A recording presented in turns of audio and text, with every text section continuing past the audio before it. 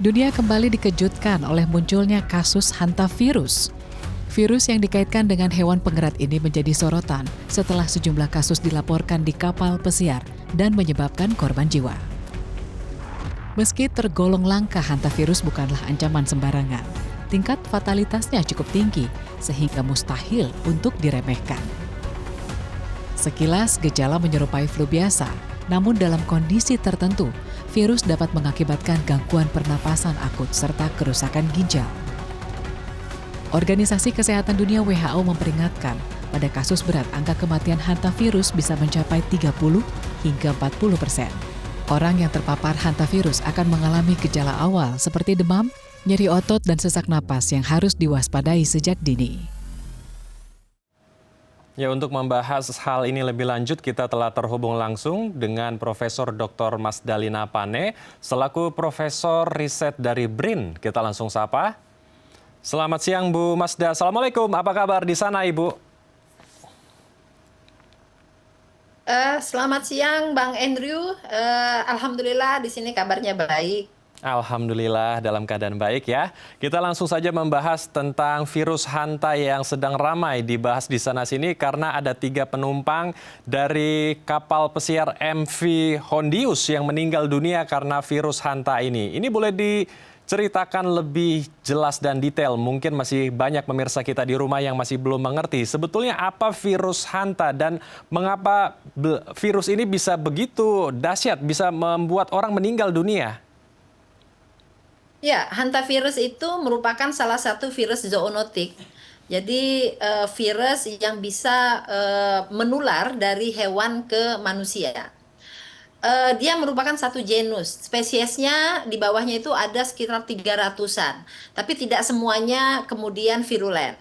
Ada beberapa jenis virus hanta yang ganas. Salah satunya adalah Andes, seperti yang saat ini ada di yang sedang terinfeksi.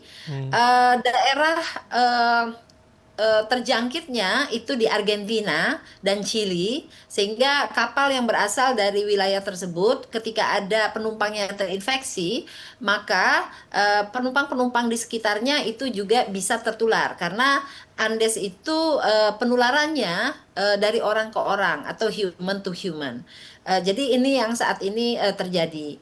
Sebenarnya virus ini bukanlah virus yang baru. Dia sudah dari tahun 1950-an pada Perang Korea itu sudah ditemukan ketika 3.000 UN ya soldiers atau tentara-tentara UN itu terinfeksi. Kemudian dia terus berkembang dan tetapi kalau untuk di Asia dan Eropa virus ini tidak virulen atau tidak begitu ganas dan penularannya tidak dari human to human. Dia masih zoonotik dari hewan pengerat kepada manusia. Demikian Bang Andrew. Oke. Lalu bagaimana dengan karakter virus ini? Mengingat tadi ada korban jiwa ya, 3 orang meninggal dunia dari penumpang kapal pesiar MV Hondius. Bagaimana karakter dari virus ini? Berapa lama proses inkubasinya dan tingkat fatalitasnya? Fatality rate-nya ini berapa persen, Bu Masda? Ya, jadi untuk yang tidak ganas, yang ada di Eropa, di Asia, itu virulensinya 1 sampai dengan 15%. Tetapi untuk Andes itu virulensinya 12 sampai dengan 60%. Artinya kalau ada 100 orang yang terinfeksi, maka kemungkinan untuk meninggal itu ada 12 sampai dengan 60 orang. Karena itu virulensinya untuk Andes itu sangat tinggi sekali. Andes itu termasuk dengan pada apa namanya jenis hantavirus yang HCPS, hantavirus cardiopulmonary syndrome, karena itu dia menjadi berat karena yang dia serang adalah jantung dan paru. Tetapi kalau yang di Eropa dan Asia itu biasanya HFRS, Ham-Horn-Free Respiratory Syndrome. Jadi tidak ke arah sistem pernafasan, tetapi gejalanya seperti demam berdarah. Sementara ada yang lain lagi, kita kenal sebagai Four Corners, itu hantavirus yang jenisnya HPS, hantavirus pulmonary syndrome. Memang yang diserangnya adalah sistem pernafasan. Jadi gejalanya mengikuti jenis virusnya. Kalau yang diserang menyerang sistem pernafasan, maka gejalanya ke arah sistem pernafasan. Sesak nafas, batuk, kemudian juga seperti flu gitu ya. Tapi kalau yang parah itu yang menyerang jantung, pembuluh darah dan paru. Kemudian kalau yang di Asia, termasuk di Indonesia juga sudah ada sebenarnya. Hmm. Itu yang jenisnya ke arah demam berdarah. Jadi memang agak rancu nantinya dengan demam berdarah. Oke. Jadi agak rancu dengan demam berdarah ya. Saya mau masuk ke sini karena ini ditularkan dari hewan pengerat ya, seperti tikus. Lalu penularannya ini seperti apa? Apakah melalui droplet atau airborne atau dari kotoran hewan tersebut atau tikus? Atau sebetulnya dari gigitan tikus ini sendiri? Ya, jadi kalau yang berada di Asia dan Eropa itu masih zoonotik, ditularkan dari tikus kepada manusia. Melalui apa? Melalui serumen ataupun spesimen yang ada pada tikus. Misalnya liur ya, liur tikus. Kalau dia menggigit sesuatu, kemudian tersentuh oleh kita, lalu kemudian masuk ke dalam tubuh kita melalui luka ataupun tangan yang tidak bersih, itu kita bisa terinfeksi. Atau yang kedua melalui urin tikus. Ini hampir mirip dengan salah satu bakteri, Leptospira. Leptospira juga ditularkan melalui urin tikus. Nah, tapi yang ini virus. Kalau yang Leptospira itu bakteri. Jadi melalui urin. Karena itu tikus itu suka buang air kecil di mana-mana, sehingga yang harus kita lakukan tentu menjaga kebersihan di sekitar kita, dan tentu tidak kontak dengan tikus. Penularannya tidak droplet, jadi penularannya itu memang kalau yang Andes ya itu close contact, kontak yang erat. Kontak erat itu bisa melalui hubungan seksual, kemudian berciuman, lalu juga bersentuhan yang cukup lama, atau dari ibu ke anak ya melalui air susu, dan juga dari ibu ke ibu hamil ya, ke janin atau ke bayinya. Jadi memang tidak seperti COVID yang droplet melalui sistem pernafasan, maka yang Andes itu penularannya dengan kontak yang dekat atau close contact. Oke. Lalu apakah ada spesifikasi ini tikus jenis apa yang bisa menularkan virus ini? Atau semua jenis tikus memang bisa menularkan virus? Karena kita tahu di Asia, terutama di Indonesia, ini kan negara tropis ya. Tentu juga akan ada banyak sekali tikus di sekitar kita ketika kita tidak menjaga lingkungan. Nah, lalu apa yang perlu diperhatikan oleh masyarakat dengan adanya tikus-tikus yang mungkin ada di sekitar kita ketika kita tidak menjaga lingkungan rumah? Sama seperti manusia, tikus-tikus itu juga memiliki spesies. Jadi masing-masing wilayah jenis tikusnya berbeda. Ini yang kemudian jadi tempat yang baik untuk jenis virus tertentu. Jadi tikus-tikus yang ada di Indonesia seperti tikus curut, kemudian tikus rumahan gitu ya, itu juga merupakan reservoir atau tempat perindukan dari virus tersebut. Karena itu upaya yang harus kita lakukan tentu mencegah kontak dengan tikus melalui upaya mitigasi mengurangi jumlah tikus di sekitar kita. Kemudian yang kedua tentu menjaga kebersihan. Menjaga kebersihan ini tentu mulai dari menyapu, mengepel begitu ya. Jadi itu yang harus dilakukan oleh masyarakat. Kebersihan rumah, termasuk juga kebersihan individu. Lalu menjaga daya tahan tubuh itu juga menjadi hal yang penting untuk pencegahan terinfeksi dari hantavirus. Oke.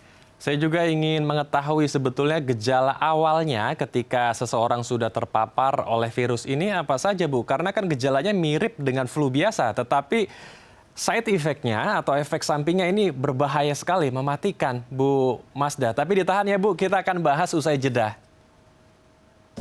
Pemirsa, kami akan kembali usai jeda, tetap di Halo Indonesia.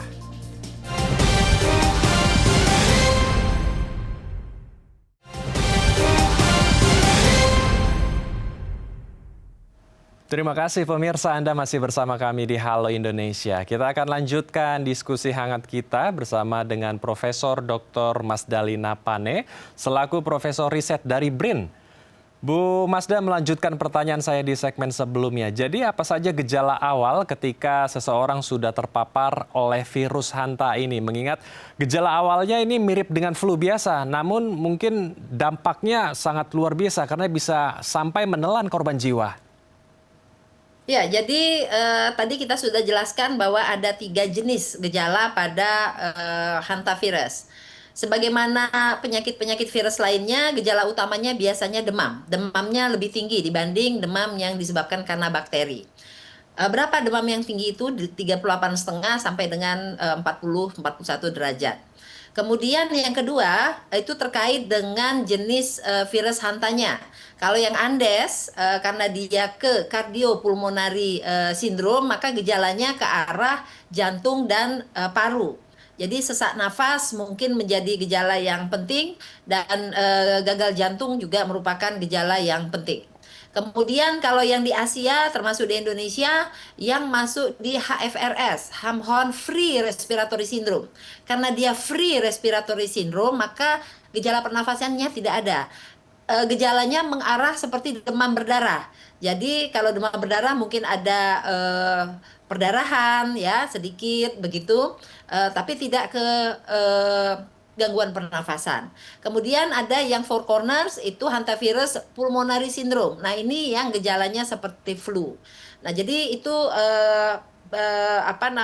gejala yang muncul itu disesuaikan dengan jenis virusnya. Kalau untuk Asia sendiri, Cina dan Korea itu merupakan wilayah dengan pasien hanta terbanyak setiap tahunnya. Indonesia juga ada, tetapi tidak sebanyak Cina dan Korea. Oke, jadi di Indonesia sudah ada ya. Ini boleh dijelaskan Bu, sudah ada berapa banyak kasus yang ada di Indonesia, mereka di wilayah mana saja, dan bagaimana kondisi terkini dari suspek atau mungkin orang yang sudah terpapar dari virus Hanta ini? Di Indonesia sejak tahun 2024 itu sudah ditemukan lebih dari 250 kasus. Suspek ya, suspek orang yang diduga. Dari 251 kasus tersebut, 23 diantaranya positif Hanta. Dan ini sudah tersebar di 8 atau 9 provinsi di Indonesia, termasuk Jakarta, Jawa Barat, Jawa Timur, Banten, itu sudah ada kasus Hanta. Dari 23 kasus itu, yang meninggal itu 3 orang, atau case fatality rate-nya itu sekitar 15% begitu ya. Jadi kemungkinan meninggalnya memang sedikit lebih tinggi. Tapi sama seperti yang dikatakan WHO, di luar Andes itu 1 sampai dengan 15%. Saat ini ada 2 suspek yang masih diperiksa spesimennya, apakah positif atau tidak. Satu dari Jakarta Utara dan satu lagi dari daerah istimewa Yogyakarta. Tapi belum ada hasilnya begitu Bang Andrew. Oke. Ketika akan diputuskan ketika nanti positif begitu ya. Lalu langkah apa yang harus dilakukan untuk menyembuhkan warga Indonesia tersebut, Bu? Pengobatan apa yang harus diberikan kepada masyarakat kita? Apakah ada obat atau vaksin tertentu untuk menyembuhkan dari virus Hanta ini? Sejauh ini hantavirus belum ada obat dan vaksinnya. Jadi yang dilakukan itu adalah pengobatan simptomatik. Jadi tergantung dengan gejala yang muncul. Kalau gejala yang muncul itu demam, maka akan diberikan obat penurun demam. Jika yang muncul kemudian sesak nafas, maka akan diberikan oksigen dan bantuan pernafasan. Jadi sangat tergantung dengan simptom atau gejala yang muncul pada pasien tersebut. Obat dan vaksin belum ditemukan karena memang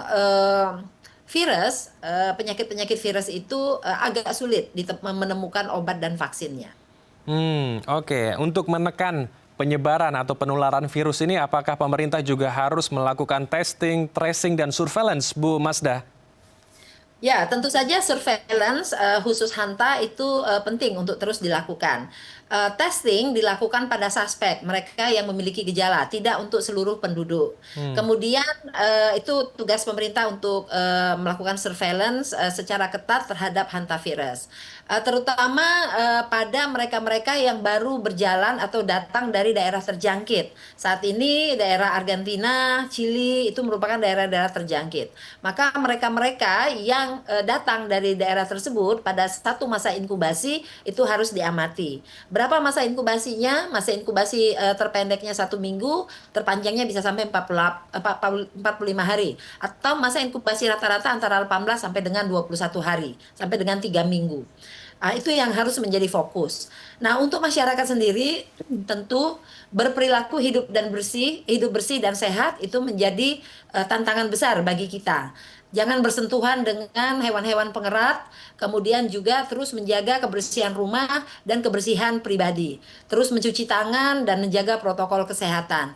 Dan selain itu, menjaga daya tahan tubuh merupakan upaya utama untuk bisa mencegah terinfeksi penyakit hanta. Oke. Apakah virus ini juga akan memiliki karakter seperti COVID pada Omikron? Mereka memiliki karakter imun escape ya, jadi bisa menghindari sistem kekebalan tubuh yang sudah terbentuk karena pernah terjangkit dari virus sebelumnya ataupun dari vaksinasi. Bu Mazda. Ya, sejauh ini hantavirus masih termasuk virus yang stabil, berubahnya tidak terlalu banyak. Kalau COVID, kemudian influenza itu tidak stabil, jadi berubah dikit dia berubah strain. Jadi hanta ini tidak seagresif COVID dan influenza. Jadi sejauh ini jenis virus itu tidak gampang untuk berubah. Jadi ini cukup membantu kita. Dan dia menularnya juga tidak semudah seperti yang kita bayangkan. Jadi ini juga tidak perlu kita terlalu panik, tetapi kita tetap harus waspada. Oke. Ketika ada anggota keluarga, sanak saudara atau teman kita yang sudah terpapar oleh virus hanta ini, apa mitigasi pertama yang harus segera kita lakukan, Bu Mazda? Ya, tentu ketika kita muncul gejala, kita harus segera pergi ke layanan kesehatan untuk mendapatkan tes yang appropriate dan yang proper ya tesnya, dan mendapatkan perawatan. Jika terjadi penurunan perburukan yang cepat, maka segera ke rumah sakit untuk mendapatkan bantuan kesehatan. Oke. Dan untuk pencegahannya tentu saja COVID telah mengajarkan kita bagaimana program pencegahan ya, mulai dari menjaga jarak, menjaga kebersihan, kemudian juga menjaga daya tahan tubuh, termasuk juga menjaga kebersihan lingkungan, itu menjadi concern kita semua. Oke, terakhir Bu Mazda, karena kita tahu zoonosis dari virus ini ya, penyebarannya dari hewan kemudian ke manusia dan dari manusia bisa ke manusia juga. Apa pesan Bu Mazda agar kita bisa lebih melek dan aware dengan adanya virus hanta ini? Apa kesiapsiagaan yang perlu kita miliki dari tiap pribadi?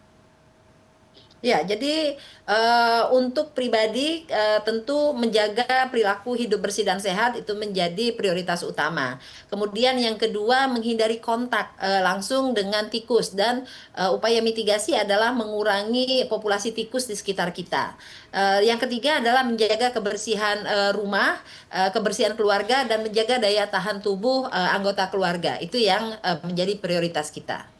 Oke, jadi kembali lagi ke PHBS ya, perilaku hidup bersih dan sehat dan mengurangi kontak erat dengan hewan-hewan pengerat. Terima kasih Ibu Mazda telah bergabung bersama kami di Halo Indonesia. Salam sehat. Assalamualaikum Ibu Mazda. Waalaikumsalam, sehat semua ya. Pemirsa, usai jeda kami akan mengajak Anda menyaksikan penayangan film dokumenter pelindung alam episode Bugis dalam acara DAI TV Goes to Campus. Tetap di Halo Indonesia.